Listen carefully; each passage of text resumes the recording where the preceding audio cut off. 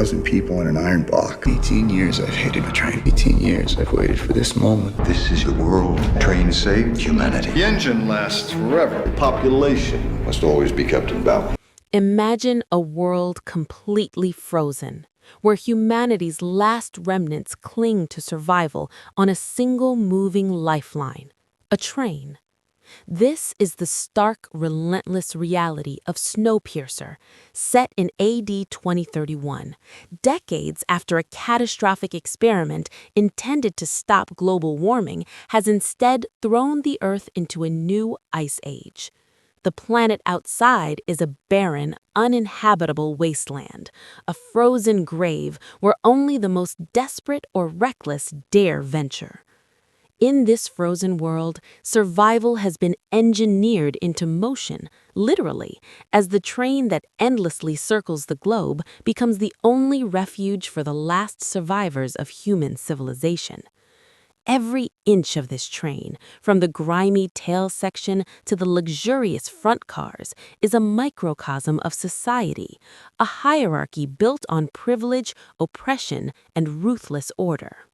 The train itself is more than a vehicle. It is a fully contained ecosystem, a dystopian marvel of human engineering and cruelty.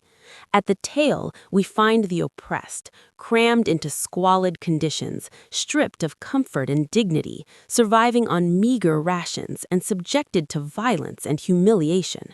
Their lives are controlled by the elite, who reside in the front cars in opulence, indulging in every luxury while maintaining strict dominance over those behind them.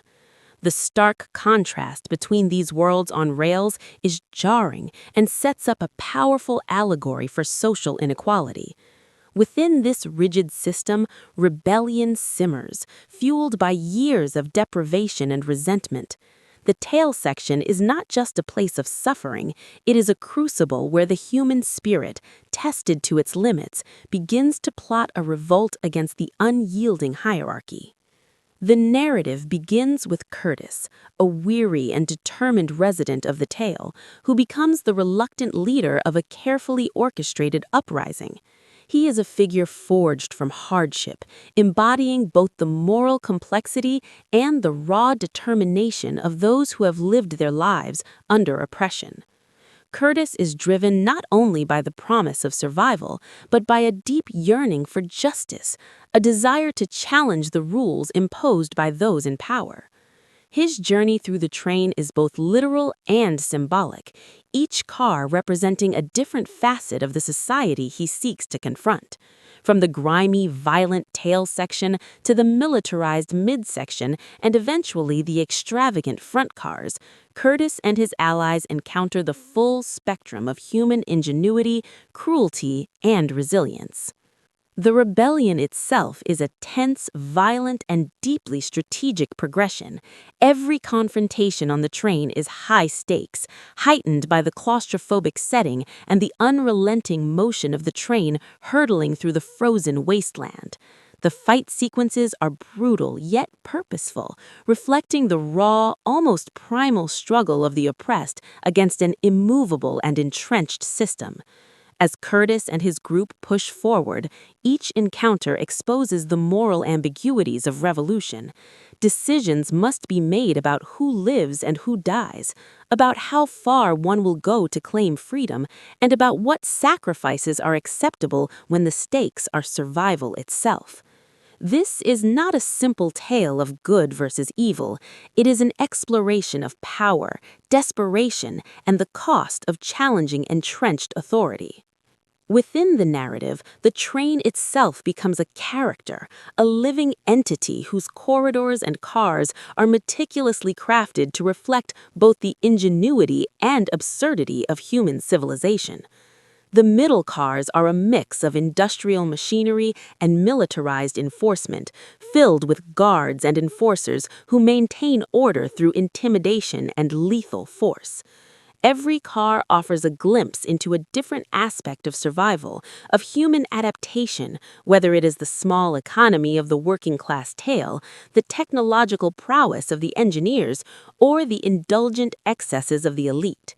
Each space is claustrophobic yet expansive in its thematic depth, a testament to the ingenuity of the filmmakers in translating a dystopian vision into a visually arresting, narratively compelling setting. Underlying all of this is a profound exploration of human nature and societal structure. Snowpiercer examines what happens when survival is reduced to a mechanized, linear system where the rich and powerful literally move forward while the poor are left behind. It challenges viewers to consider the ethics of survival, the moral compromises required in extreme conditions, and the persistence of social hierarchies even in the face of total collapse.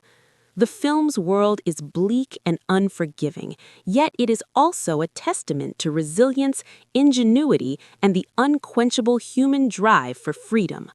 Curtis's journey, though violent and morally complex, ultimately embodies the struggle for agency and justice in a world designed to deny it. Music and sound design heighten this experience, turning every door opening, every mechanical groan, every gunshot into a visceral reminder of the train's relentless, living presence.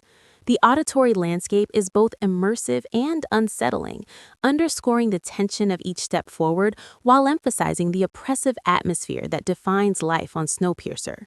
The soundscape is integral to the storytelling, not merely accompanying the action, but actively shaping the audience's perception of space, danger, and the emotional stakes of the rebellion. Curtis's journey forces viewers to confront uncomfortable questions. How much are we willing to sacrifice for freedom? At what point does the preservation of life justify moral compromise? Can justice exist in a system built on entrenched inequality? These questions linger long after the train has passed, making the narrative intellectually and emotionally compelling. As the tail section fights its way forward, unexpected alliances and betrayals complicate the story. Characters are forced to confront not only external enemies, but internal dilemmas, revealing the complexity of leadership and the burden of responsibility. Every victory comes at a cost. Every advance exposes vulnerabilities, and the harsh realities of the frozen world outside amplify the stakes of every decision. It is this intertwining of personal struggle, social critique, and high-octane action that gives the film its enduring impact. Finally, the ending of Snowpiercer offers both resolution and ambiguity, leaving audiences with questions about survival, morality, and the future of humanity. It is not a neatly wrapped conclusion, rather it is a moment that forces reflection on the nature of revolution, the cyclical patterns of society, and the possibility of a new beginning in a world that has been literally frozen in time. The train, a symbol of both oppression and hope, continues its journey, reminding viewers that humanity's struggle is ongoing, that survival is never guaranteed, and that the quest for justice and balance is as infinite and relentless as the tracks upon which Snowpiercer rides. Through its intricate world-building, morally complex characters, relentless tension, and breathtaking visual storytelling, Snowpiercer transcends its genre. It is not just a movie about a frozen apocalypse, it is an allegory about the systems we create, the hierarchies we maintain, and the indomitable spirit that drives us to challenge them. It forces viewers to examine the structures of power in their own lives and communities, all while delivering a visceral, edge-of-your-seat cinematic experience. The film is an intricate tapestry of survival, human ingenuity, and ethical inquiry, proving that even in the most extreme conditions, the struggle for justice, equality, and freedom remains a defining feature of the human condition.